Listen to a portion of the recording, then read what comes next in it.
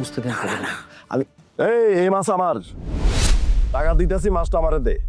না না না, এই মাছটা আমার, এই মাছটা আমি পাইছি।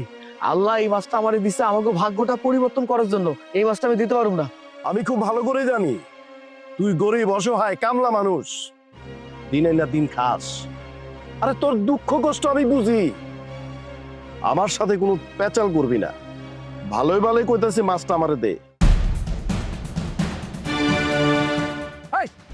তুই মাতবর সাহেবের মুখে মুখে বেয়াদবি করতেছিস কেন?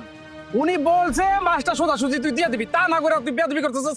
এই চাচাই, আপনি কি আপনার ছেলের বেয়াদবি শিখাইছেন? হ্যাঁ, আদব কাটা কিছু শিখান নাই? সে তো অন্যায় কথা কইতেছে না, আমার পোলারে বেদবি শিখামুকা।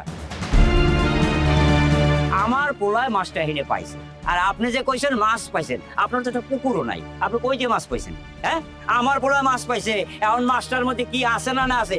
বাবা রে, আমরা গরিব মানুষ, অসহায় মানুষ, উপরালা আমাকে মোহর দিক চাইয়া এই মাছটা দিছে আমাকে ভাগ্য পরিবর্তন করার লেগে। কি লেগে বাবা আপনি এগুলো করতেছেন? মাতবার মানুষ দেখে কি যখন তখন যা খুশি যারটা খুশি লয়ে যাবেন? এটা কোনো অন্যায় না?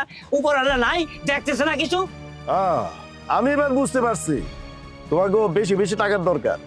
আমি ভাবছিলাম 500-1000 দিয়া বিদায় করে দিব, যেহেতু তুমি পরীক্ষায় ফেল করছো, পাস করো নাই। ঠিক আছে, তোমাদের বাপ বেটার কেরামতি দেখলাম, এখানে তো সিনেমা শুরু করছে আমার সাথে।